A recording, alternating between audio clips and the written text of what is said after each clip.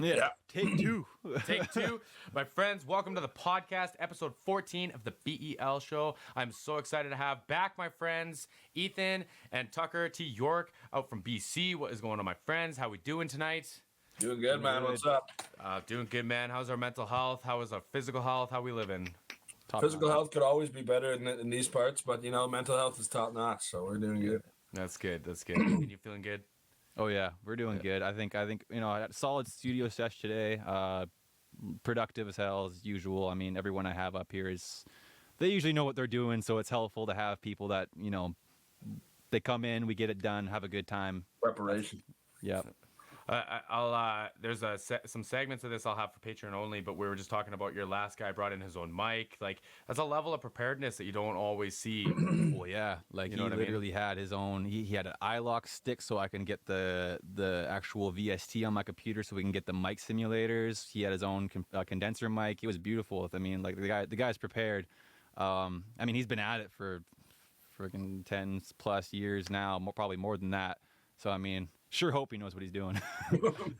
Shout him out. Who was it? I heard him. That was Travis Briere. He's dope. He's a really amazing vocalist, really amazing guitarist. And I've literally just started working with him. This was our second studio session. The first one we kind of did a bit more of like a rough take for a track we're working on with one of his buddies. But he does a little bit of everything, man. Like and he does it well. Like insane metal rock vocals, insane singing voice. He can do the whole falsetto, vibrato, you name it. Like, he knows what he's doing. So I'm really excited to be working with him. Huge shout out to Travis. Cool. So and you guys are doing an EDM project? Yeah, his buddy sent him an EDM track, and it was really dope. The first time he sent it, it was a little rough, so we had a hard time kind of getting that vocal kind of fitting in that right pocket, Because if the mix is rough, it's hard to get the proper feel of hearing your voice on a track. Yeah. But he sent back, we sent him a couple tidbits. We're like, hey man, like if you can send a bit of a cleaner track, we can get this shit done like ASAP. And he didn't even take it like personally. He's like, yeah man, like I got you, like give me a bit, I'll send you a clean take. And then yeah, we got a bunch done today, so awesome. It was pretty productive day, I'd say. Oh, good. And by the time this comes out, I believe Art of War will be out, right? When's the launch of that? Yeah, February 17th. That's slated to drop. Should come out. I guess it comes out right at midnight on that, so It'll be midnight of the 16th or however it works out there. Yep. So yeah, that's Friday the 17th.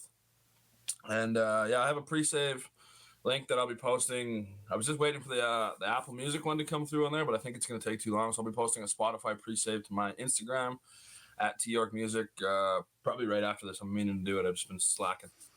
Yeah, send me that link too. I'll post it. Sounds good.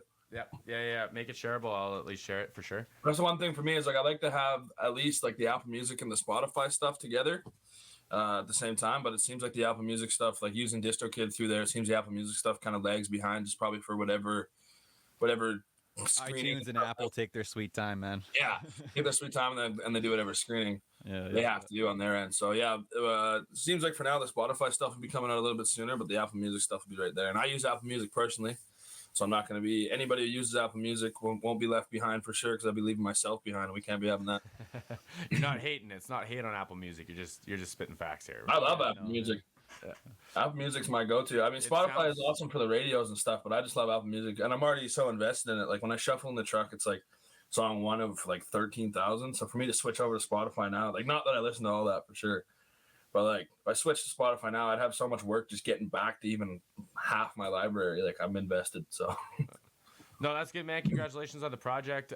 T. York, you sent it to me about a week ago, and I've been listening to it, and it sounds great, man. Y'all killed it. Yeah, appreciate Tell me about it, man. Since the last time we talked, how did the new tracking go? How did it all come together? Yeah. So after we, you want to go, Ethan? Oh no, I was gonna say it went smooth as hell. Yeah. So after we talked last time, because originally we were just gonna leave the same recording that we had done because we'd done it previously on the other mic that Ethan had before he upgraded. And of all the tracks that we did on the old mic, that one was the only one that was really like work withable, I'd say.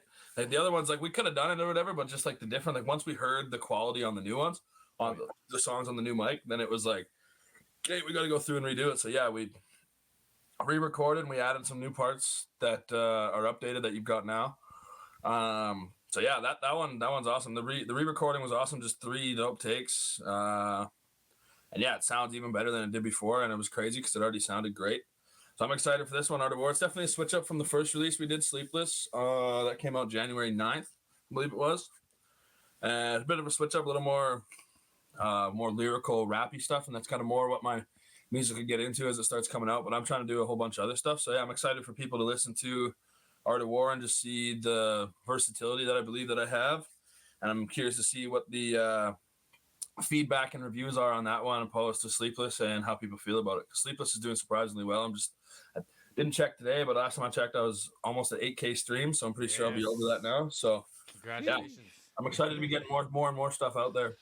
Yeah. And the releases that we have coming out up until our actual whole project drops, a little bit versatile ones too. Like there's a little bit of different stuff for sure. Oh yeah.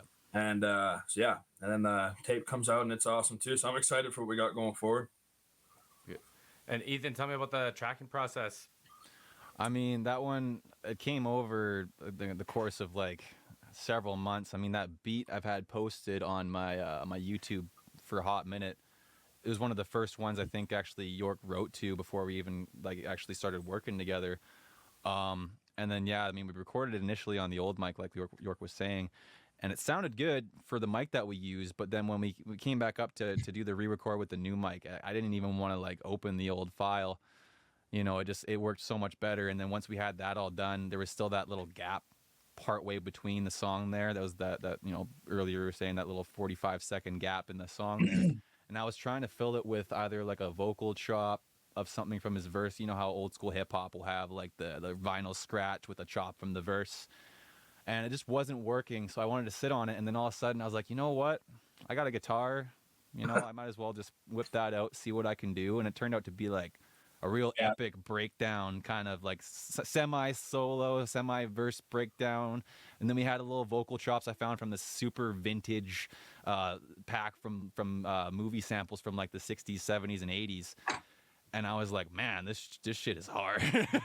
So I just went with that, and it turned out to be like it went from here to here in about a day. Wow. Yeah, we have like I think like when it all was said and done, like with this final wave file, like if I type in, well, all I do was originally what we were calling it just because that was the beat name, but in terms of Art of War, I think I have like 7 or 8 different revisions, like just different sounds, like different spots to possibly add a hook. Like I tried to write hooks in the middle and stuff. Couldn't get it to work, but I'm super stoked with the way it turned out. So yeah, February 17th, everyone will be able to hear what we're talking about. Oh yeah. So yeah, I'm excited for that one. So now this is a question to both of y'all, and you can decide who takes it first. Since we're a tech channel, like tell me about the difference in the microphone. So both from the performance and the like tracking side of it. Yeah, so personally on my end, like before Ethan gets a little bit nerdy into it, probably, I don't really know much about the equipment like at all, and that's something I'm trying to learn. But for me, like just like the main thing with this music is like I'm not super picky on like who's all a part of it. Like we have like a decent bit of like our friends and stuff like that, like who are already rapping, and we have Melancholy from the States, who's an insane artist as well, and then he can mix and stuff like that. So like when it comes to stuff like that, like I'm not super concerned on like of our like group, like music group circle, who's all involved and stuff. My main goal, end all be all, is the shit sounds good, and Facts. It sounded good before on the old mic. It sounded dope, and I wasn't really sure it could sound better. And then once, like I said before, once we switched over to the new mic, it was basically like black and white. We re-recorded everything that we did. Yeah, we recorded the whole project. Yeah, yeah. So we recorded this whole tape like 3 times just about. Oh, we re-recorded like shit on the old mic too. But yeah, just like in your performance. Yeah, well, and then for me too, like a lot of it, like a lot of the stuff that we took on the old mic was good too. But now that because I'd never really recorded much anything like worthwhile before, so getting those reps in on the old mic, I feel, and then getting back like the rough drafts and like the mixes that we'd done on those mics, it helped me like listen to a lot of stuff and be able to pick stuff apart, and be able to work on stuff like a little bit better and be able to like get the pronunciation of stuff down or like little trick patterns or anything like that. So yeah, like the difference in the new mic definitely was just like overall better sound, which is something that I will always opt for over anything else.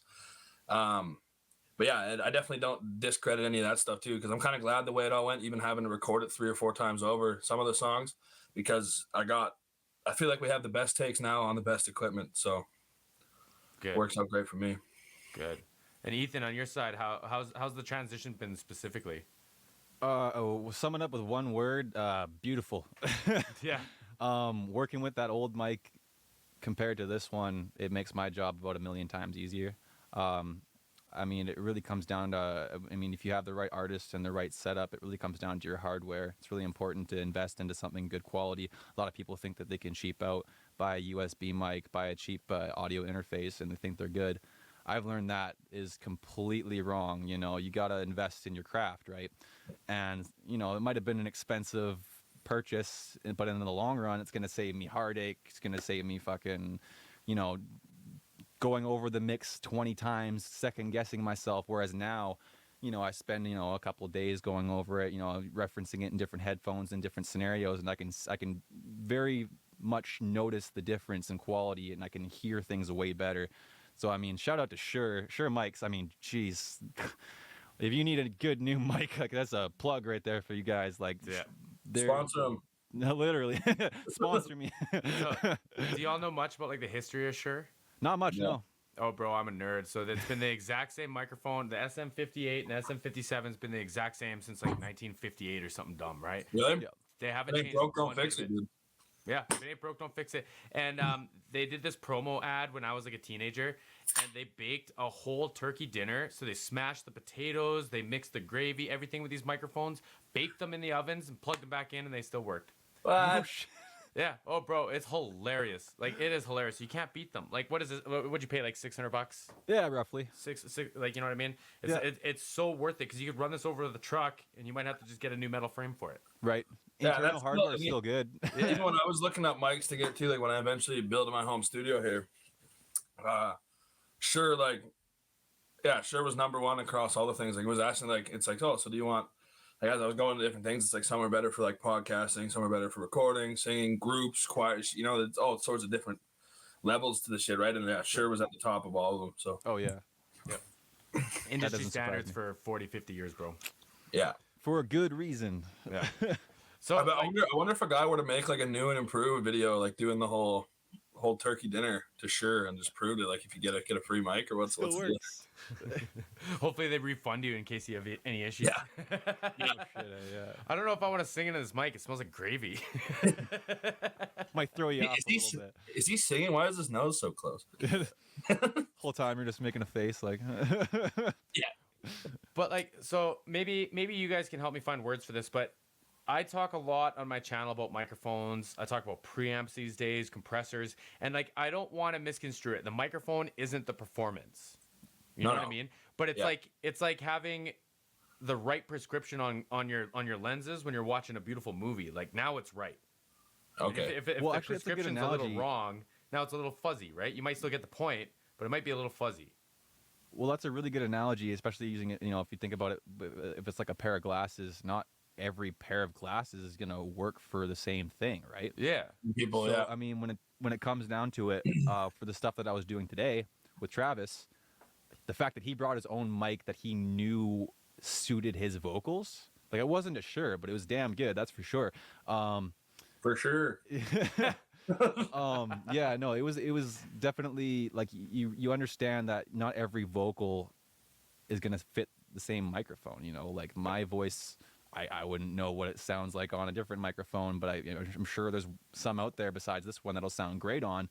But I mean, when it comes down to it, it's all about who's actually, you know, behind the mic rather than the microphone itself. Because Yeah. like if you don't know how to rap on a microphone and you don't know positioning, you don't know where the sweet spots are, that it'll ultimately be like you might as well just use a USB mic if you don't know how to properly use it, right? Yeah. So I mean, as much as hardware is important, it's also important to know what you're doing. Yeah. Well, like, you know, like if we say you had like, say like a lower quality mic, now a high quality mic, you know, you obviously mixed with your ears because you made it sound good with what you had, right? And that's important because you can't buy good production either. You can't buy a good rapper either, you know? And so like the two, like they go so hand in hand, like good input equals good output unless you ruin it on one side or the other. Well, exactly. It's, you know, it's two sides of the same coin. You can't have one without the other, you know. Yeah. You know, Well, that's the one thing I would say too about like just to kind of go along with this too is more like talk about like people not knowing how to record and stuff like that. And yeah, that's like a huge thing too. Like the first few times I actually recorded on any mic, it was just like so different than just sitting there. Like I do a lot of like my rapping and stuff sitting in my truck or like just driving around or stuff like that, right? It's a lot different when you get on top of the mic, or like when you get ready in front of the mic, because now it's not the same environment, and it's like for me, anyways, it felt like there was almost a bit of pressure the first few times. It's like I kind of feel like for some people that will just like go and pay for studio time, and then they go in there and they don't really love what they came out with, and they have to keep paying for studio time. That kind of stuff sucks. So the one thing I tried to learn before I even got into the studio was just being able to wrap your stuff in anywhere, and like doing it for like different groups of people, like not showing everybody everything, but being able to kind of be a little more confident within myself before I had to jump on the mic. And that's a huge thing about like wanting to be better at it, instead of just like some people would go through and they do a bad take and they'd feel all pissed off because they like wasted their time or like something like that. I don't know. I've heard stories of that and stuff like that where people just aren't that confident in there. And that's a lot of thing too. Like I'll find on these big mics, like if there's any time like where I've screwed up the take even slightly, not even just the mic, but they can pick up like the different little tones in my voice and stuff I found. So I don't know. It's just like for me, like your equipment helps too, but being prepared as an artist will help you too. Like help you on both sides of it. Like where I was trying to go with this, I think I lost it, but at the same time, like yeah, just a huge thing is like these new microphones are like since I've done it too, like they take a lot of whatever. Like if you're too close to it or you're too far away or you're too off to the side, no matter how good the microphone is, you might just screw it up. So a lot of it is wanting to learn for yourself and wanting to be better. And I hear like a lot of people out there, even people that have made it so far, like it doesn't sound like they can. Like it seems like money's being thrown at them and stuff, and they don't really know what they're doing yet. Like they don't have the best takes they possibly can, in my opinion, on a lot of this stuff that I've even been hearing. And I just don't understand why people even go through with that stuff, subpar stuff. You know what I mean? Like I'd rather go and re-record a song 25, 30 times over instead of just dealing with a take. Mm-hmm. Even if I don't want to settle with, you don't. I mean, it's like that. Actually, you don't want to settle. You just don't want to. You don't want to look at it and be like, "Hey, that's good enough." Yeah, good enough doesn't quite work. Mentality. People come in the studio and they only want to take one take of something, and it's like we need like a bunch of takes. We need to iron this out, figure out where the kinks are. People got to be open to criticism. So when I'm as the engineer, if I'm hearing something that's wrong and I tell you something's wrong, I'm not trying to insult you. I'm trying to help out with your process and get you an overall better product that you're going to be happy with, so you don't need to come back to re-record 60 times. Yeah. It's I better don't want to get see you that much. Yeah. Yeah, I don't want to see you that much. Oh no, ain't nobody want to come here that much. But no, it's definitely important to know both sides. Understanding that not only do you have to rely on your engineer, you have to rely on yourself, because the engineer can only do so much with what they're given. Yeah. Well, like if I'm an athlete and if I show up and let's say I have a big ego and you're a new coach coming in and you're telling me what to do, all I'm going to do is push back. I'm going to have these insecurities, right? Push back, right? But if I'm open and if I check my ego and if I understand that I'm going to take this as an opportunity to learn, maybe just for a day, maybe I won't agree with everything you have to say, but I'm going to take it in anyways, check the ego. Yep. Now we can both grow, right? Yeah. You'll never grow not only as an artist, but as a person if you aren't open to criticism. If you think that you're the most amazing singer in the world, you're never going to progress. Mm-hmm. You won't see room for improvement. You'll be like, oh, I'm already good the way it is. And chances are you're probably not. Or you blame it on the next person, or you blame it on the microphone, or whatever, right? Don't blame the blame hardware and stuff like that. Blame the hammer when your house falls over, right? Right. Yeah. No. But that was one thing. Like I think we talked about it in the last take. I could be wrong, but like just to kind of take a step back on like preparation and the way that I got a hold of stuff too. Just to going forward to this project, and it might sound like I'm speaking a lot about myself, but I'm pretty new to all this stuff. And I don't really know a lot of other people's patterns. But anyway, I didn't even reach out to Ethan. Like I met Ethan a few years ago, quite a few years ago through mutual friends of ours. They had a group called Lost Boys. It consisted of mostly our homeboy Diego Flores, Brandon, and then he goes by Stay Young, and then Gray Baker. Those boys, I was introduced to them through another friend of mine, Kennedy. It's a big long thing, but anyways. He knew the Lost Boys, and they had a house that we went down to Kamloops to visit. And I originally met Ethan there, and just seeing that kind of kickstarted my re-kickstarted, I guess, my passion for wanting to write music and make music. I'd always wanted to do it, but I'd never really had anything that was worth like recording or anything like worth anybody's time, right? And I met Ethan through there originally, and I'd been kind of keeping a watch. Like, I think I had him followed on Instagram for like the whole time, keeping a watch on his page, and slowly listening to his beats and stuff like that when I got a little bit better. And like I said before, I think I had seven or eight songs like polished, like ready to record, like no revisions on beats or fuck all needed, like ready to roll before I even reached out to him.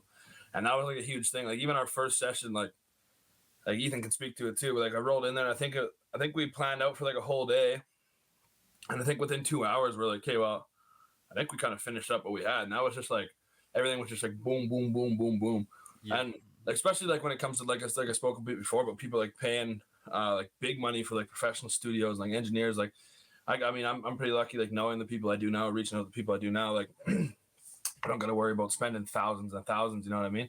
Well, yeah. But for people to do that, like I just don't understand why people do that to themselves. But book a session or something like that and go in ready to create, when like basically like when I go into the studio, I'm not doing a whole lot of creation then. Like the creation's done. We're doing like just the recording and the get it out there and stuff, you know what I mean? And that's where I think a lot of people have downfalls when it comes to that. Because I was just reading recently about some guy, I think it might have been a Reddit thread, and he was kind of having the troubles that I'm speaking about.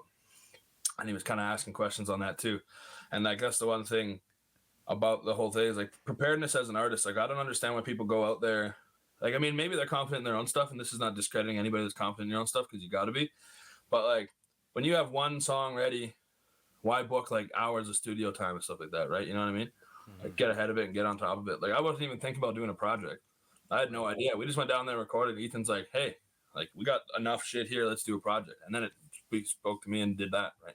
Well, yeah, and I mean that comes back down to I mean before, when take one of this, we talked about albums and projects, and how not a lot of artists do that anymore. At least not a lot of upcoming artists do that anymore. They usually do singles, as opposed to bigger artists like like Kendrick Lamar or Drake or J. Cole. They consistently drop projects, which, I mean, in my opinion, it's obviously smarter to do that when you have a bigger following, but doing a project puts a lot of like respect for your name out there, instead of having just a single drop here and a single drop there haphazardly. You say, I have a polished project. I got like 10-15 tracks ready to go, and like consistently doing that I find is more, I wouldn't say more impressive in a sense, but it definitely does put a bit more of an actual artist name for yourself. I'm not trying to discredit anyone that does singles. Like, I'll respect the people that drop singles for sure. I mean, it's smart these days because a lot of people don't have the attention span for entire projects. Do a whole album, yeah. But at the same time, I mean, I'm an old school head. Like, I like having artists that have a very consistent project, that have like it might not have like a meaning for the whole thing, but it has like a target audience, and I don't know. I think with a lot of the artists I'm working with right now, since we are doing projects, there's going to be a lot of like, a lot of word I'm trying to get for it is dope shit. What's that? We got a lot of dope shit coming. Yeah. Well, I mean, instead of dropping a little bit here and there, giving a taste, it's like here's it all at once. Yeah. Which I like that in terms of like bigger artists, and it's like, what, just because we're not big artists yet doesn't mean we can't do that. And I feel like, honestly, back in the 90s, early 2000s, if you were a rapper or even a singer, and you had no albums backing your music or no projects, and you only had like 1 or 2 songs, 3 songs out here and there, you weren't generally popping off at all. No, you fell off, right? Exactly. Yeah. There was a lot of those one-hit wonders that they release a single song and it blows up, and then they release another song, and since it's not consistent with what they just did, no one's listening to it. Whereas if you dropped an album with that one-hit wonder, chances are people are going to like a lot of your other music because they're ready for it. Yeah. Well, the one example I can think of that in the, like, not necessarily beforehand, but like in the more modern stuff, would be Lil Nas X. That guy dropped Old Town Road.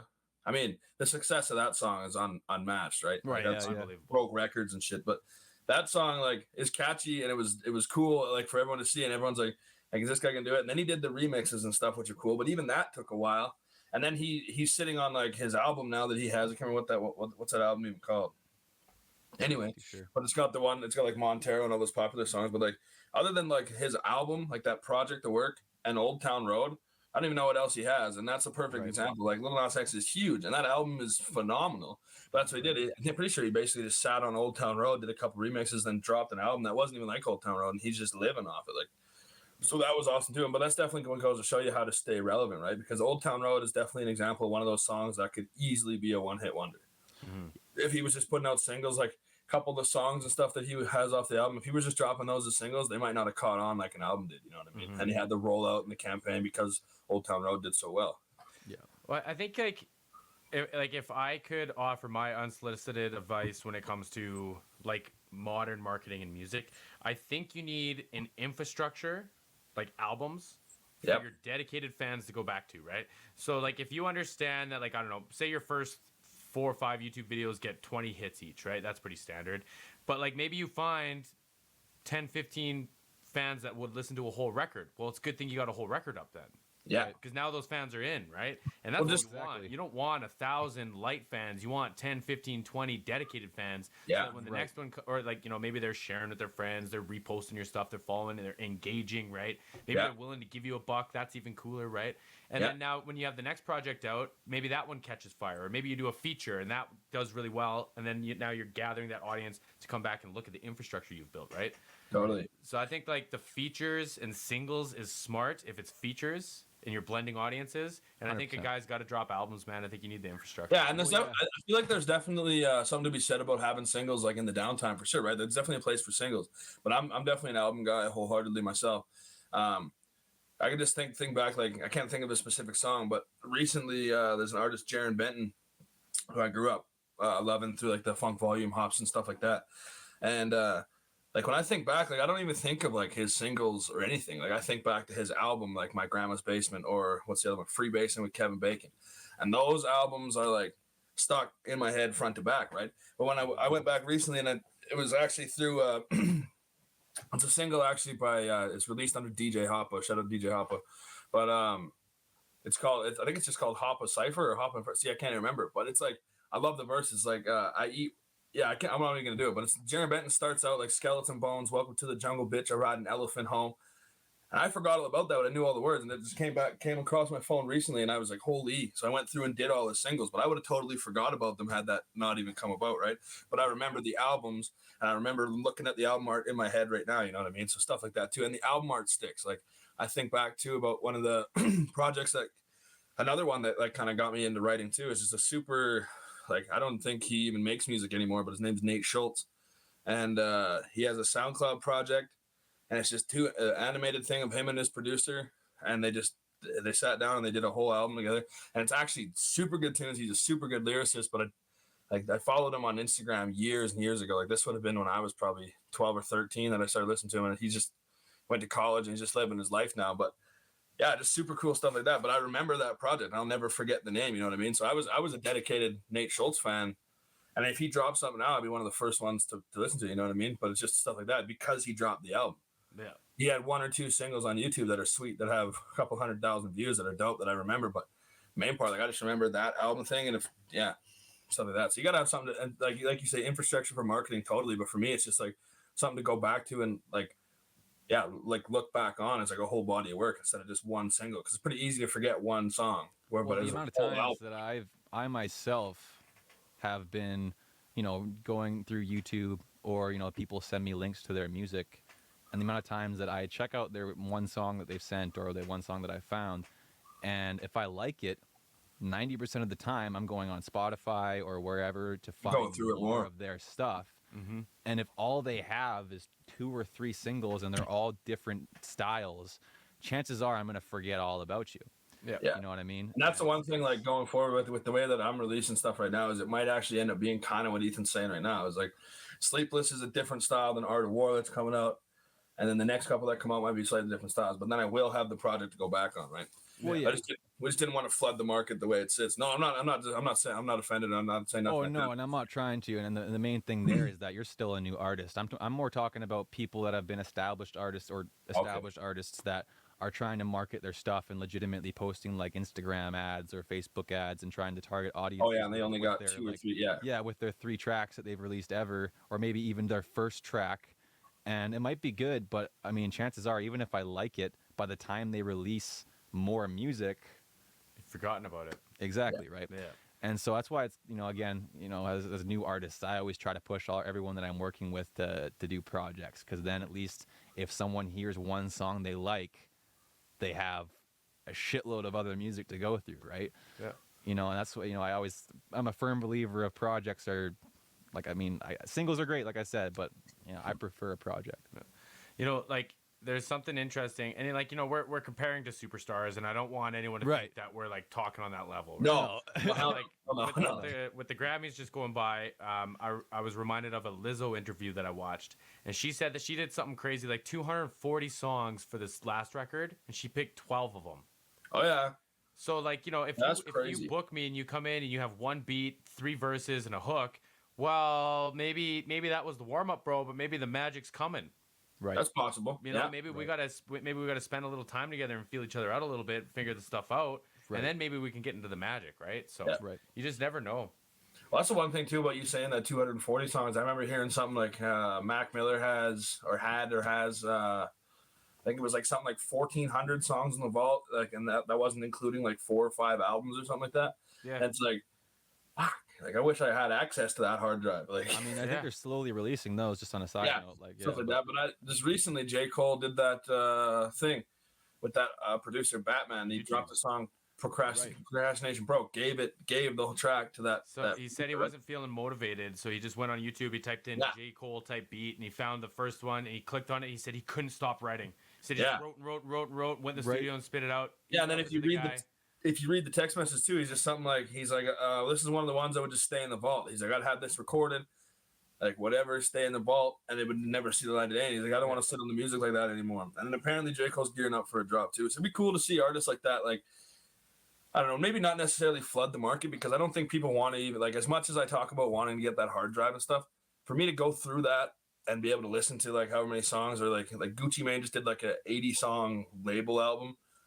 I'm not listening to 3 hours and 55 minutes of that shit. Like, there's no way.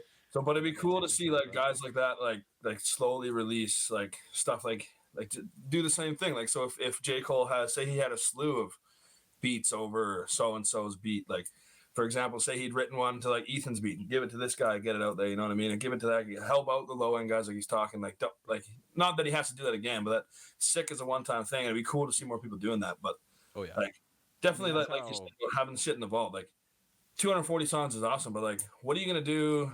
Like, you're already living well, but why not release the music? Is what I'm saying as it comes. Like, I don't, if some of them are just like a hook that went nowhere, one of them was like a verse that you kind of like, this is cool, but I'm not inspired, right? Yeah, like, no.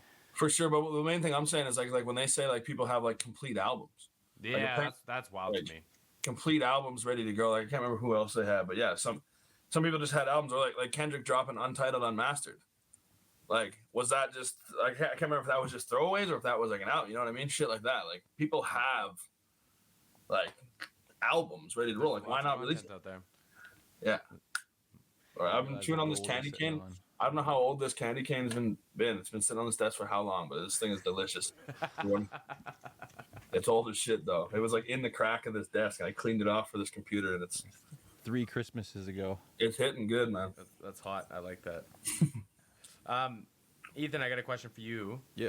Okay, I got some clarification questions, then I got a real question. So, Sleepless, you did not mix, right? I did the finalized master on that one. Oh, you did? Okay. Yeah, so Melancholy actually mixed the vocals completely. I sent, so Sleepless was sent to me. I comped the vocals, so I got like all the raw vocals, and I comping. I don't know if you know what comping is, but it's basically taking the best part of every vocal track and making one single solid track. And a lot of big artists do that. I saw Phineas, who is the brother and producer of Billie Eilish, explain what comping was, and they showed a project, and they had like 100 takes of every vocal, and they've just taken the little bits of every part, the most cohesive aspects that sound good as one solid take, and then that's the comp. That's the main take. That's what you hear. Most of the time, these huge songs that we all know and love, there is like a 99% chance that they've been comped and they're not actually one solid take. Yeah. And that's why they sound so perfect. But basically with Sleepless, I got sent about 3 or 4, maybe 5 vocal stems from York's session. I comped everything, made the left and rights, sent that to Melancholy. He did the main mix on the vocals, put the reverb, leveled it, compression and whatnot. He sent it back to me, and then I placed it on the beat and then leveled that again. So it was kind of like a team effort. Melancholy really did most of the work because he does a really good job with vocals. But yeah, I mean, in a sense, I did kind of mix it, I guess. But yeah, no, it was definitely one of those tracks that everyone kind of had their fingers in the cookie jar. You know what I mean? Okay. And then so with Art of War, you mixed that one yourself, and you produced, mixed, mastered everything. Like that was that's an original. That one's track all in completely. house. Yeah, that one is. I mean, I played the keys on that one. I programmed the drums. I mix mastered the beat, and then we recorded, mix mastered the vocals at my place here. Like that's a completely original track. Nothing. And that's kind of how most. That's kind of how most of our projects going to be, since we kind of been pushing the collab, like 50-50 thing, like Melancholy, and like he's definitely had his fingers in a few of the tracks. Like I think he mixed in almost, like, pretty sure he's finaled the Before It Gets Worse one. That was kind of before we had it set in stone. Yeah. But for the most part, like, since it's like our collab tape, like every beat that I'm rapping on that tape is Ethan produced, and then he's gonna mix and master pretty much everything from here on out. Yeah, definitely wanted that to be 50-50. But when it comes to like other tracks too, there's a couple singles, like we're gonna send a couple off to Melancholy, and then our buddy Gray, he likes to do a lot of his own stuff too. So a few of the ones that we sent off to him, we get other people to touch it up. For the most part, I'm rocking with Ethan all the way on that stuff, and Melancholy for sure too, because they have like Melancholy's. He's been more used to like doing a lot of the mixing on like vocals and like raw singing and stuff. Like his, like, not discrediting Ethan by any means, but he's worked a lot more with like just like singing hooks and stuff like that. Yeah. And not that he's any bad at rap, but like just different styles. And I definitely like to have taste, right? Yeah, different tastes. And I've always been a believer too, like, like a second set of eyes or a second set of ears for sure. You know what I mean? So like the mix could be crazy on one guy's end, sends it to Ethan, he picks up on something, vice versa, right? So going forward, I think I'll be rocking with these two guys for most of the mixes.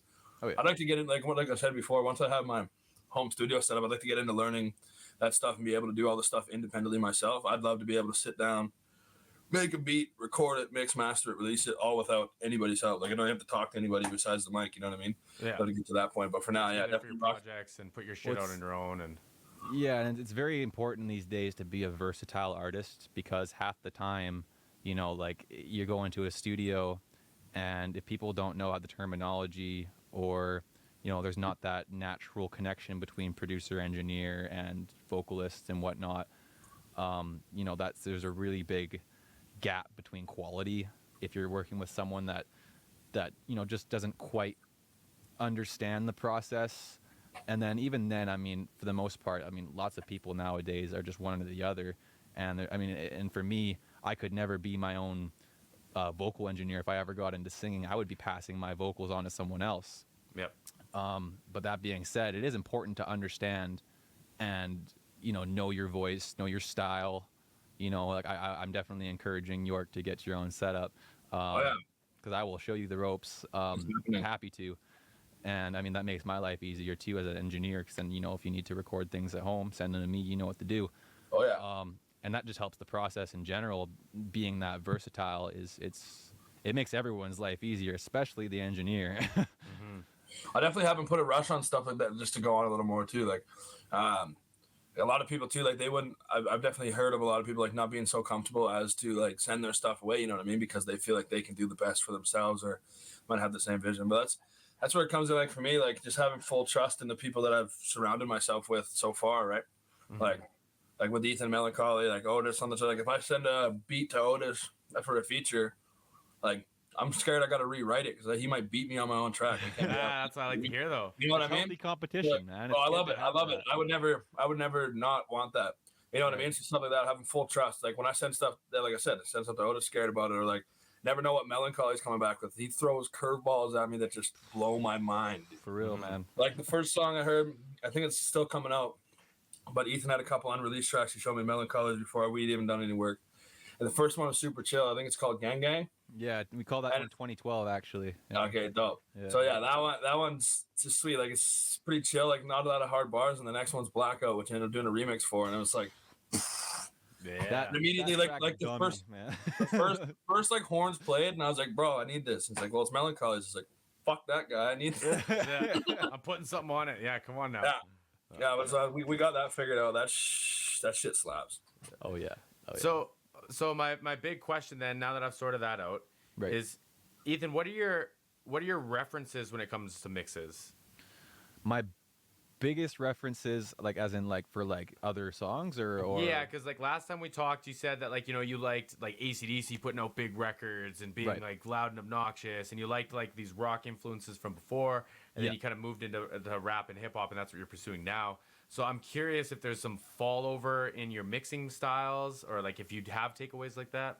Yeah, I mean, a lot of my mixes, I mean, I do compare, and it's really smart too. Like, say, if I'm making a track that is relatively similar to something that, like, in a big name, let's just say Joyner Lucas, I've made a couple of Joyner Lucas type beats before, and if I know I'm going for that vibe, I'll drag the whole song of Joyner's into FL Studio and then compare mixes and be like, hey, what do I not have that this mix has? Because I know that mix is going to be, he's got the money to afford professional mixing, so I know it's going to be a good reference. So I'll directly compare my beats to others in a sense of like, I'm not trying to replicate it, but if I listen to my beat and then pull up a professionally mixed one and I'm like, wow, like my dynamics are off, that snare isn't hitting right, or there's this is too mono, I need more stereo feel, I need some left and rights, that's super important. So like, a lot of people are scared to compare themselves because they think it'll discourage themselves, and it is a little discouraging sometimes. You think you have a really solid mix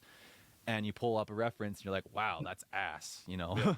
Oh, but bro. I mean, like for the most part, my biggest, influences for mixing, at least for hip hop, would be like Scott Storch, Dr. Dre, Russ, Joyner, J. Cole, especially a lot of, J. Cole's they all gnarly. have super dynamic, super just full mixes that make you, it makes you almost entranced in the song, because it's like there's, you throw on a pair of headphones and you get that super dynamic, super left and right, super just cohesive track with no empty spaces, and it doesn't sound too full.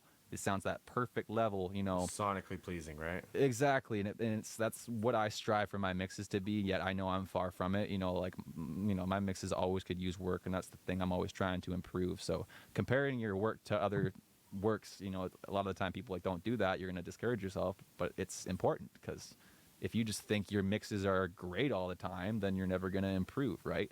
If I think it's good and I pull up another mix and it's bad, I'm not going to take that in the bad way. I'm like, oh, how can I fix this? How can I make this better?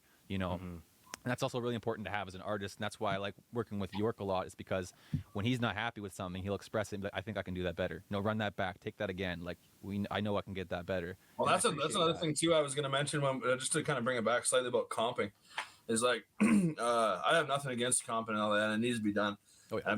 I've warmed up to it more and more as Ethan's kind of showed me. But like I was kind of a huge believer in like the one take kind of deal, and I still kind of am, like when it comes to stuff like that. But at the same time, if there's parts that can be comped well enough to where it doesn't really fuck up the whole, like, what's the thing I'm looking for? Composition, I guess maybe composition of the verse. But it's like usually like when it comes to like stuff like that, I don't mind. Like when it comes to like the fully recorded, processed, mixed, mastered, and stuff like that, Yeah. I don't mind the comping and all that. But for the most part, like I've rehearsed these enough where I'm confident that I should be able to lay down the verse I need without having to comp it. But I'm definitely open to comping and stuff like that now. But going back to what Ethan said about being able to do certain parts and stuff like that, like usually like when we go for a run back, I don't run back like that 4-bar bridge. We're running the whole verse. Yeah. Mm-hmm. Well, and the funny thing actually is that with Art of War, we recorded 2 new takes, and I got video clips of it. We set up the video camera, or my phone camera, and it was just 2 live takes. And I tried to comp them even, but I listened to them both. I ended up using the second half, or the first half of the second take for the first verse, and then the first half of the second half of the first take for the second verse. I love and that. there's nothing actually comped there besides them being the different sides. Those are all like all of Art of War has a minimal comping because it just the way you did it off the bat didn't need it. It's one of those styles of tracks where it's like, if I were to, if you said something funny and I were to grab another part of that other verse and throw it in there, it doesn't work. Yeah. And the way you spat it was just so cohesive that all I did was, I used the one half of the one take and the second half of the other, and that's the track. Yeah. Like there was a minimal processing in terms of. That's kind of what I'm looking. That's kind of what I'm looking to do across the board, right? And it just gives it like the more originals. And it's not like not that nobody can do, like, not that you can't do comping, right? No, because you wouldn't even I didn't even know on Sleepless until later. Yeah, I know. Yeah. So like, I if always I do that can't in hear secret. it, Don't tell nobody. I can't hear it, and I wrote and recorded it, then we're doing something right? So that's why I don't mind it.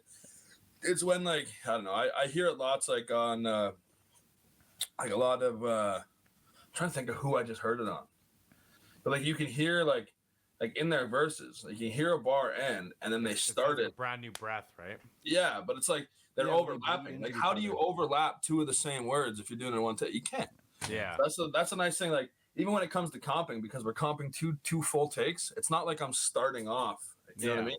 So I don't mind doing that. But the thing is, like when you hear it, it's I just don't like that overlap stuff. Especially maybe it's because I got a nitpicky ear. I don't know. Yeah. Well, there's kind of a few schools of thought. Like, you have to be able to do whatever it is you're writing live eventually. Yeah. Or at least the idea is that you're going to do it live. Maybe you never perform. Maybe you don't have to. There's lots of people that don't. But the idea is that you should be able to do it live. But if you're wrapping up a phrase, but the hook has to start here and your phrase went a little long, that's one thing. But if a bar falls into another and they're over top of each other, it's like, what are you doing here, right? Like, and I mean, totally. That hook thing there it's like, for the most part, when you're performing a live song, the hook's gonna run anyways. Well, yeah, like you're gonna leave that hook going, and chances are you probably have a homie or two on stage to help you out with stuff like ad libs or breath control. Because even if you can perform the entire song normally, when you're on stage, you got to be watching your breath because you're walking around. You want to put on performance. You're losing your breath quicker because you're putting more energy into a performance. Full body movements and shit, right? Exactly. Yeah. People don't realize that after one or two songs, even on stage, you're working up a sweat. You're out of breath. You're trying to put on a show. So, and generally speaking, live shows, I mean, you leave the hook on and you leave maybe a couple background takes so that you can take a breath or two. But I mean, you are totally right. Like, if you can't do your verse full through without having help or having your vocals bleed into one another, I've been to a few shows too. Like, before I got into any of doing this myself, like I've been to I think I did the math. I've seen over 250 plus live artists, like just all sorts of different shit. A lot of it was like just a lot of it was festivals and stuff cramming in. But I've seen tons of live sets. Yeah. And you can tell, you can basically just tell the full creators versus the people that aren't in it really necessarily for the music. You know what I mean? Yeah. And I'm not going to call anybody out, but I seen a headliner at a specific festival down here one time, and I saw him prior, and I wasn't happy with the way he was going about it, because the same thing, he would let the verses were playing, and he was just on stage smoking weed or whatever, and I thought, okay, this is like a festival, he's just having fun, having a time partying or whatever. And then the next time I saw him, wasn't even at a festival, and it was the same thing. It wasn't lazy. It was no good. I don't mind if there's a track playing, and I don't even mind if it's going through the whole thing if the vocal is mixed way above the whole thing. Like, if my voice is 8 dB above the whole entire mix, I don't mind if there's a track there, because you can tell the difference. You can hear you can hear that I got energy now in my inflection. This is what I'm saying is the whole thing, it just left a sour taste, because after the first time I said I'd give it a go, and I'll never go, even if I'm at a festival, I won't go watch the show of this guy again. Yeah. Just because it was for the money spent, and I don't even care about the money spent, because the first time I was at a festival, right? But he was the headliner, and I literally have went to YouTube since and had better times listening to his music, watching it on the screen. Yeah, and it was just because the track was playing. He's just standing there, he's ad-libbing his own track. I'm like, okay, is this an imposter? Is real guy coming out? What's going on here? Yeah. And that shit bothers me. So eventually, when I get out to perform, we'll have the hooks run and stuff, just because I'm gonna need breath, because a lot of my stuff, there's no breath in it. Yeah, you're I write some quick shit, or 3 lungs worth of words there. Guys. Yeah, for a guy that smokes as many cigarettes as I do, I'm sure writing pretty pretentiously here. Yeah. But no. So that leads me to my next question for you, York. So Yeah. the second verse of that song, man, it sounds like you started running. What do you mean? Like there's like a dynamic shift. Like the first one, it sounds like very like casual. I'm imagining like leaning against a wall. But the next one, it's like I'm marching down the street, man. Like It almost kicks up a gear. yeah, I kind of I'm like like that. say it with your chest type thing, you know? Totally. Yeah. That song came together extremely well. I remember we talked about it in the first one, and I thinking back on it too. I definitely had the facts wrong on that, so I wrote them down because it was eating at me. Not that I'm glad the first podcast didn't go well, but I knew I was wrong about this, and if it came out and I was wrong, I was going to lose it. But no. So for Art of War specifically, I originally started writing that too. The beat's called Art of War by the producer Syko, Syko, and it's called Art of War, and it's on like a beat tape album he had. So I wrote the first verse of that to that beat, and I sat on it for a while, but I don't think I would have been able to use that one. Didn't really look into it. And then the second verse, they were totally separate songs. That second verse was actually one whole song that I'd written to the beat called Shake by this producer Stoic Beats, and he's actually getting a lot of placements right now. Shout out Stoic, that guy's a beast. It was called Paris, Texas. Was the type beat. So there's That's where the bar comes from. Yeah, so there's a group called Paris, Texas, and it was Paris, Texas type beat. And yeah, I remember we talked about Paris, Texas before. I'd never been to Paris, Texas. We won't release what I said in the old podcast. I mean, I went ahead and looked it up, and it looks like a pretty pleasant place. So yeah, it could still be a shithole. I don't know. But anyway, yeah. So Texas, I had the second verse. The second verse was actually two different verses on that other beat, and then I remember one day I was just playing around, and then once I had all those songs, and me and Ethan had talked about the project, I kind of went through other ones that I'd had that had been sitting on beats that I might not be able to use or I have to purchase, like, or something that me and Ethan, whatever. So he's like, if you could get a couple more done, he sent me a couple unreleased ones too. I think Art or All I Do was actually a newer one at the time. Yep. It had been sitting there for a while. This is like a couple years ago. We're talking now. Yep. But at the time, it was like a relatively newer one that he put out there, and I remember just rapping the Art of War, like the verse one that I had sitting there, and it was like, okay, that worked extremely well. And I remember, like, in the middle of that 45-second pause, scrolling through my notes, like looking for the Paris, Texas one. I hit it, and immediately I just rapped the whole thing front to back through it, and it hit exactly where it needed to. And like I didn't really have to change anything except for like where it gets fast, like swarming like some locust or whatever. That was like the end of the. I think it might have ended up being 3 verses on the old beat. I can't remember, but that was where it would have ended into a second verse, and I just rammed right through the beat drop, and it drops in like insane. And yeah, that song, it all fits together well, and it all sounds good. And yeah, definitely like a switch up too, like you said. Like it kind of, I noticed that in my head, but I didn't really notice you mean like it takes off running. But yeah, the first part too is definitely a way more like, yeah, like you say, leaning against the wall, and the second one's like I'm running away. You know what I mean? Well, I almost want to like take that and use that as like a music video idea. You know, that's a good, because it does totally feel like it kicks up a gear or two when you enter the second verse. And it'd be a good idea for a music video to have it. You know, you're just chilling and you have the first verse, and then second verse you're out running through the streets. You know, and that would work well.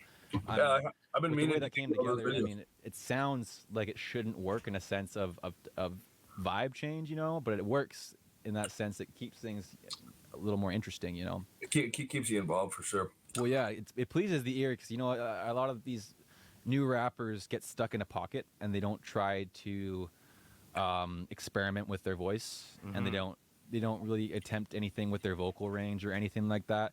So they end up having a super monotone or a super just kind of, you know, maybe the first half of the song is catchy, but then they overdo it, right? Yeah. You know, and Well, that's one thing. Go on. Oh no, I was just gonna say, and then with Art of War, the fact that you keep like almost a different vibe throughout the whole track, like, yeah, you don't have a set vocal melody in a sense where it's not like in like some sort of key, but it is in a sense some sort of progressive melody in a sense of your energy, you know, like you kind of start off nonchalant, and as the song gets more and more through, you kind of pick up that energy, and it almost keeps the listener doing the same thing. That first they're like, okay, and then it gets more and more, and then they kind of feel that, you know. And that's an important thing with the song, is that you don't want the listener to not feel what you're saying, you know. It's really important, because I think, those like the lines that you open with are so clever too, right? Like, what is it? I told my mom I would change, right? Oh, Made a promise to my mama I'm gonna change. I was lying. Drinking Thompson. Hannah-esque apologize when she cries. Yeah, and it's Oh. like a great one to be like, like this is like I got some energy, I got something to say now, right? Like Oh, a yeah. great opening line for that kind of a movie. Did you right? catch the Fear and Loathing reference in there? Probably not, because I don't know what Fear and Loathing is. Fear and Loathing in Las Vegas. With Johnny Depp and old Johnny Depp. Okay, you got some homework to do. that's a good movie.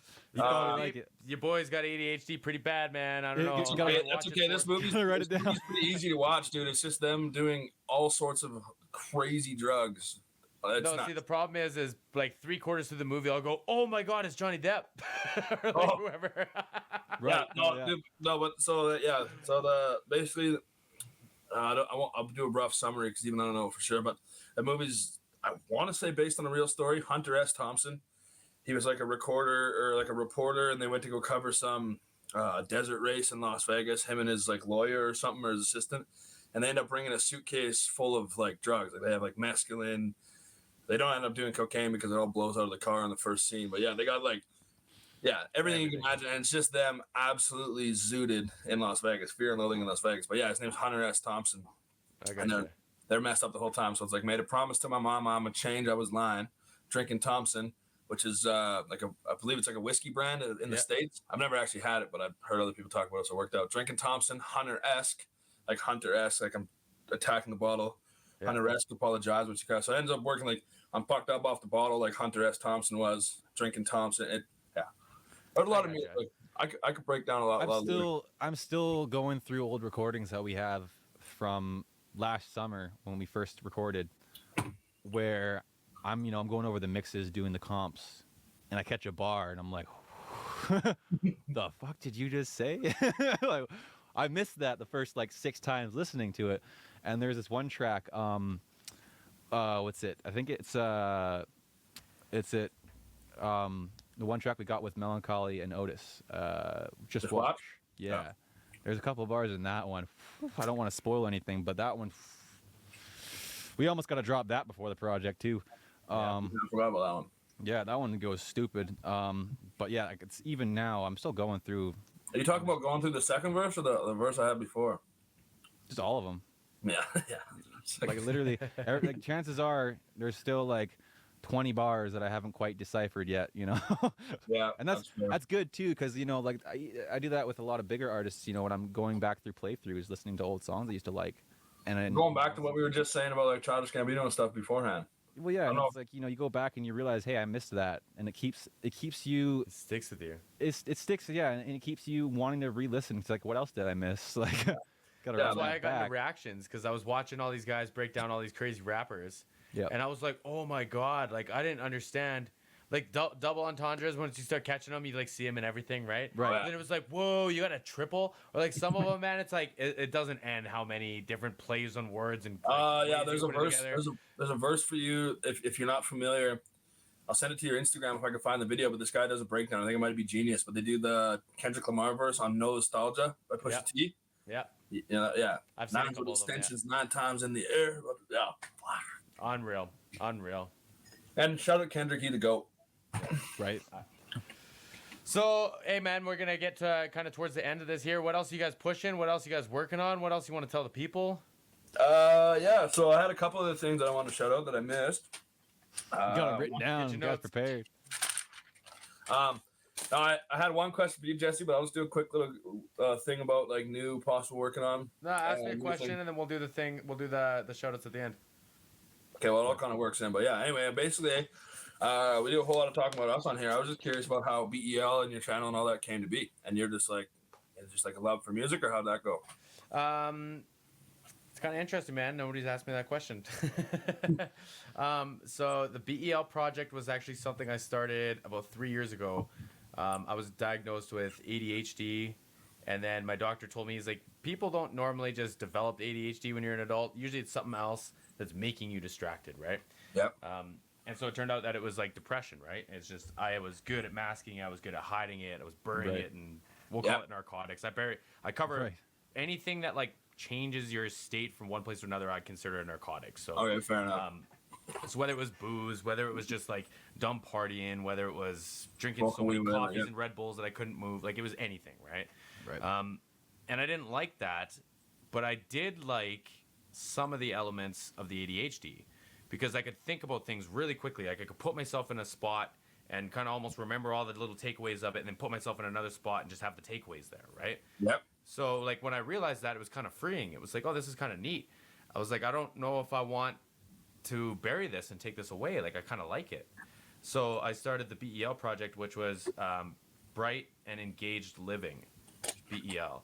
Yeah, So I like the that. engagement was like, you know, following things like dopamine and these different serotonin things and different kinds of relationships and activities to Right. keep your focus high and keep you inspired, right? Yeah. So that's where it started, and I thought I was going to do business coaching. Fair enough.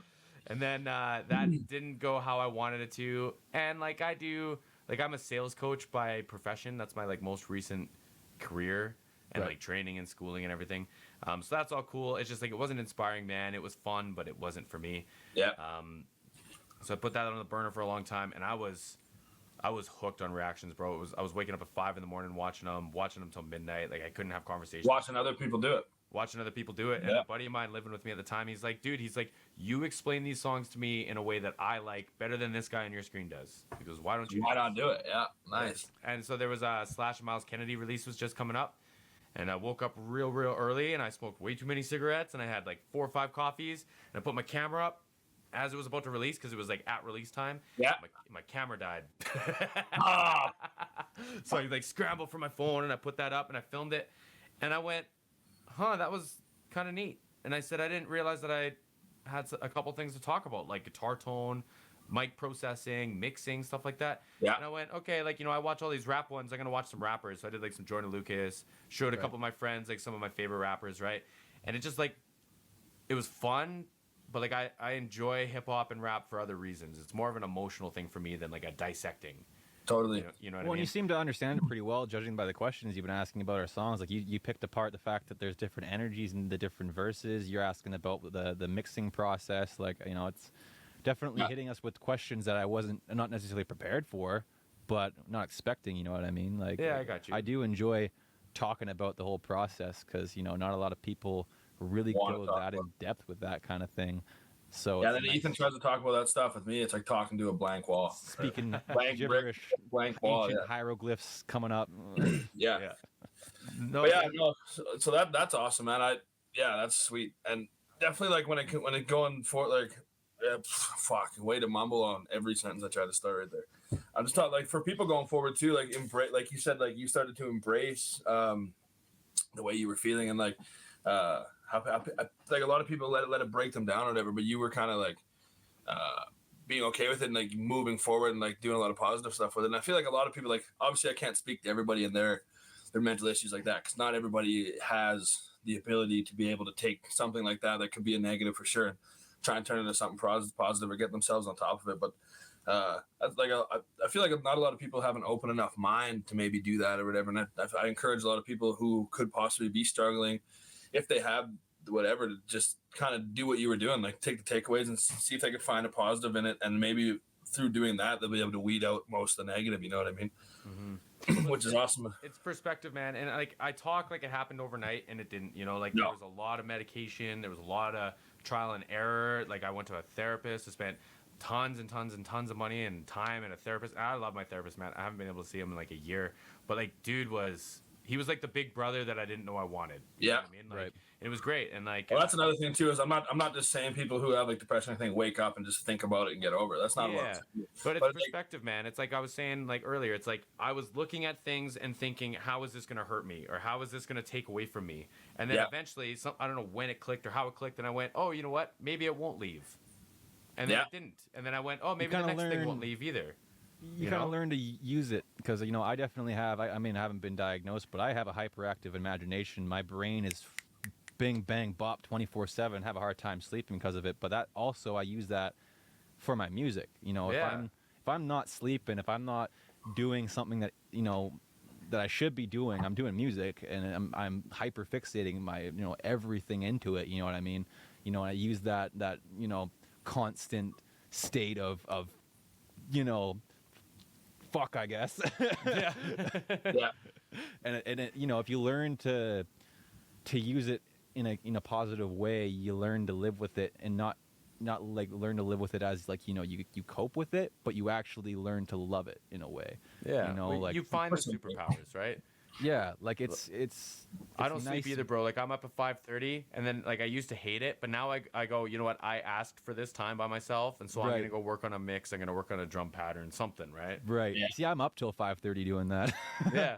Like, and it's like either side of the coin, man. Like either way, you don't have a life. Either way, Right. you're interrupting other people. No shit. I mean, I do my best work when it's like, the hours of 12 to 6 a.m. I got no distractions. I got nothing to worry about. Two people calling me just wondering about their tunes, and that's it. It's like I'll be working night shift. I'll text him at like 3:40 in the morning and be like, yeah, I'm still back up tomorrow. He's like, yeah, I'll send it right now. I'm like, what yeah. the fuck? I mean, that's the thing about a producer is that, you're getting up at weird times and going to bed at even weirder times. Yeah.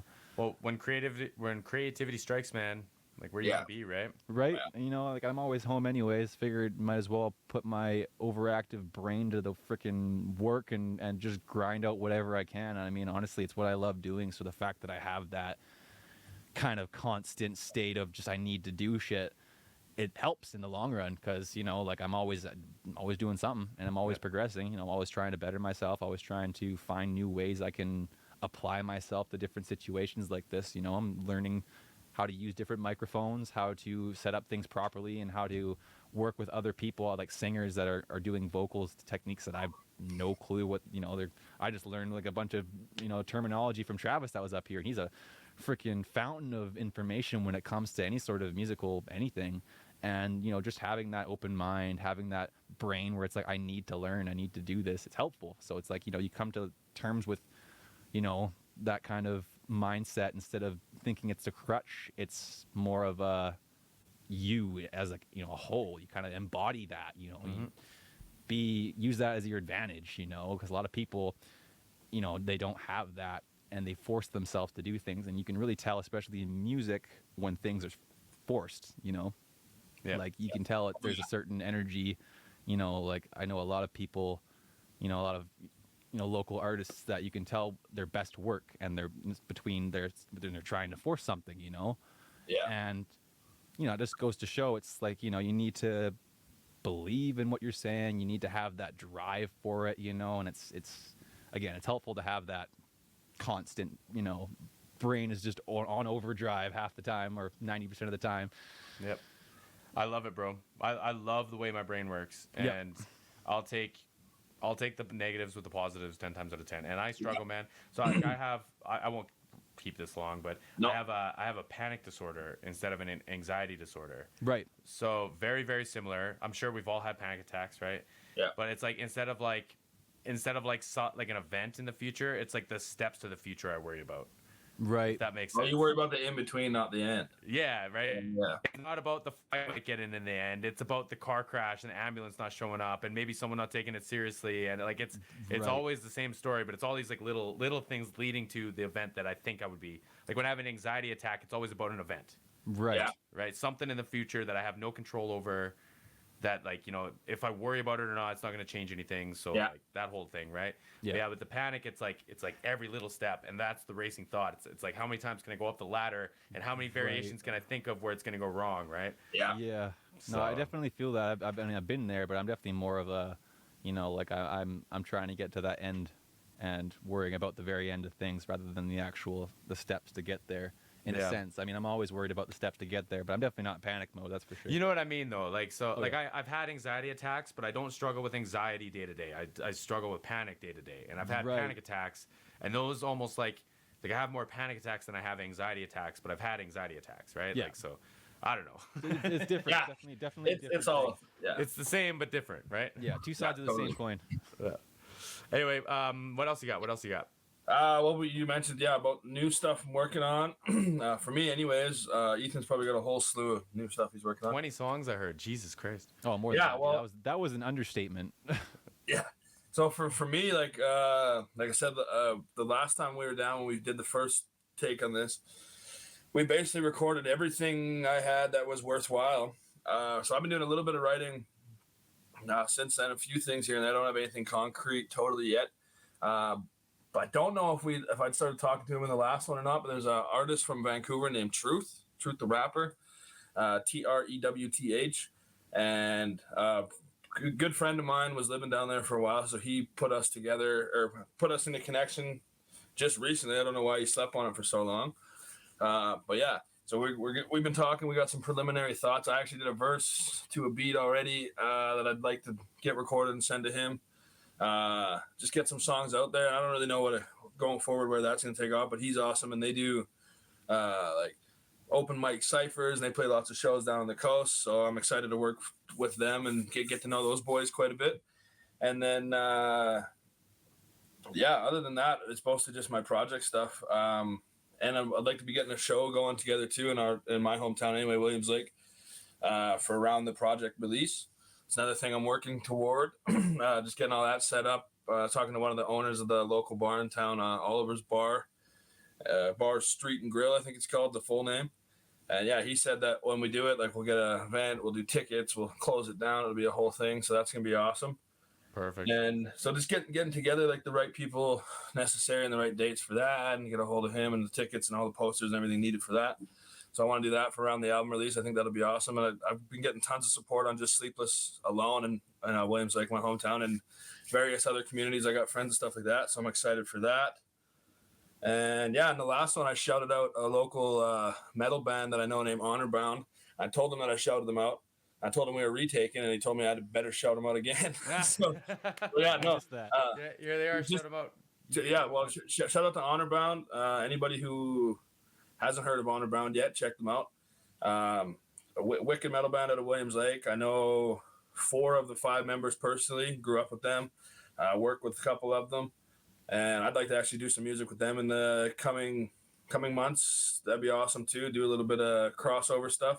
I kind of grew up listening to like metal bands like Attila, like stuff like that. Asking Alexandria, that was kind of before I got into rap. And they do a little bit of stuff like that where like Attila especially, they do like little rap sections or hip hoppy sections. So I'd like to get in some preliminary talks with those boys about some cool stuff like that. Like I said before, I want to be the most versatile artist I can. So shout out Honor Bound. I don't think we missed anyone else in the shout outs today, but yeah, shout out to everybody who we've been working with: Melancholy, Otis, Gray. Shout out Diego, Brandon. Shout out to Sid, Sadistic, another artist from Williams Lake here. Yeah, you sent me one of those tracks. Yeah, so he's on the album too, and he's got a bunch of dope stuff coming out. Awesome. And yeah, I think that's everybody I mainly wanted to cover. I want to get all the shout outs from the last one in for sure. Good. Yeah, you gotta keep fuck's sakes, I'm bad today. What's going on? Yeah, keep your ears out for Sadistic too. He's coming. He's working with Ethan too. We got a bunch of dope stuff coming. So oh yeah, be the next one coming out. Speaking of that, then Ethan, what can we expect from you in the next little bit here? Oh, too much. Give me the top 3. What you think about? What's that? Sorry. Top 3. What you think about? Oh well, I mean, the biggest ones I'm working on right now. I mean, I got 3 bigger projects. One with York, obviously. We have the one that we're trying to get out within the next few months here. And then one with Melancholy. That's it's actually a pretty small project, but we're putting a lot of work into. We're trying to create kind of like a story behind it. You know, like we're going to add those classic album skits. You know, we're trying to get voice actors to come in. We're going to try to get some animated music videos for that one. That one's going to be pretty awesome to work with because I've never really done skits or anything like that, and I grew up listening to old Eminem albums that have those Ken Kniff skits or whatever the hell. And, I really wanted to incorporate that because it's kind of nostalgic for me. I obviously want to put on a show with the project for my audience, but it's more for me in a sense of I want that just under my belt. I want to be like, hey, this project's got like a story. If you listen front to back, track 1 to track 9, it's got a kind of a funny but like cool storyline behind it. And other than that, after York and Melancholy's project, where I got a project with Otis Davis. I can't even remember how many songs is on that one. I got a small project going with my buddy Blursy, Evan. He's dope, but we still have a couple of tracks to work on with that. A couple with Sadistic. Got a couple with who else is there? It's hard to keep track. I had to write down on a Google Drive page all the songs I got to work on right now because it's like overwhelming almost. I even told everyone, I'm doing one song at a time for everyone, so no one's like waiting too long for everything. So, right now I'm working on a track for Blursy. He's got a really dope track. Actually, I think we're gonna get York on that one too. Oh yeah, did you end up sending that to me? I haven't sent that one yet, but I will. But then other than that, yeah, I think a lot of it's just singles as well, other than projects. Like I said before, 20 was an understatement. I think I got about 30 tracks, 35 tracks that need to be done. I love it. Yeah, a lot of stuff that's been just sitting on the shelf for a while. A lot of new stuff. A lot of it's dusty though. I gotta, like what me and York did. We gotta fucking grind one day and get all of them re-recorded on the shirt because this baby's like, It's just different. It takes it to a whole another level. Yeah, we got all of our stuff re-recorded now on the shirt, no, don't we? Yeah. Mostly. Yeah, that was the main thing. That the last couple sessions, like I think the last one we put in, fuck, it had to be close to 30 hours actually in the studio. Oh yeah, dude. That was like re-recording basically the whole album, and then I had like 5 or 6 new ones to do. Some singles on some other producers' beats. I'm not offended by that or anything, but Douchebags, just kidding. You know what? Just to plug Otis a little bit harder here, like right. Otis just released a song today, "No Drama," that you produced, Completely and that goes hard. But on the only that thing, one. the only thing I don't like about like all these sweet Otis songs that I'm hearing, where the fuck was I when you were sending out these beats, man? Production goes dumb hard on that one. And no more drama Otis is literally that is like if Dr. Dre went back to his roots kind of thing. I kind of I don't want to toot my own horn on that at all, but like that shit goes hard. It's an original track in a sense too, where it's like minimal outside loop samples kind of thing. Like I played the keys on that thing. I programmed the drums on that thing. I went all out on that one. It's super West Coast, super old school, but then it's got that new school vibe with the bars, and then Otis just brings his own kind of twist to everything. He's got that kind of mixture of old school, new school, and that one turned out great. But yeah, No Drama by Otis Davis, that is out today. So this was going to come out in a few days, so I guess February 9th is out today. But and then so Otis, Melancholy, Blursy, Sadistic, even Terje Wolf, trying to get him back into this. Gray Baker, but he's going by a different name, but that's Top Secret. So Top Secret for now. But yeah, it might actually just be Top Secret is the name. That's serious. Big shout out to everyone I'm working with. And I just sent you a screenshot, Jesse, of the page for Otis's track, No Drama. I didn't know if you use Spotify, Apple Music. Can't remember. Even though we talked that's cool. I'll look it up. I appreciate that. And I'll have all the links and everything in the description box. Everyone that we tagged, if it's not there, it'll be in a comment pinned in the comment we're gonna section. have to send you a lot of Instagram links. Yeah, I need that. I need that footage, you guys, in the studio too. Right? Yeah, I'm trying to bug York for a clip of. I've been so fucking busy. Just hit me up and I can help you aligning it or setting it all up and all that stuff. Oh yeah, no, I just need more clips is all, because all I have is just a single take of him rapping in the studio, and I wanted to kind of splice things back and forth. I gotcha. So we'll get that done. Hopefully, we can get that done within a couple days even, and then I'll send you a studio clip and everything. We go back to work tomorrow, but I should be able to get some time. We'll figure it out. But we can release the music video a bit after the song drops, right? Oh yeah, of course. Yeah. Okay, totally. Because I was just thinking, because on the 17th, myself and a bunch of homies are going sledding in Whistler. Like we're doing a Whistler trip. Annan's down there too, so he might bring his cameras. Nice. And then if that's the case, we can get a bunch of shots all over Whistler, which would be sick. Yeah, that'd be dope. Okay, man. Well, congratulations on everything, man. Everything you guys have sent me has been fantastic. It's been a blast catching up again for episode 14 2.0. Hell yeah, 2.0. Yeah, take two. Take two. My friends, I appreciate this, and everyone at home. We'll see you all again soon. Appreciate it. Yeah. See you all again soon. Good to see you guys.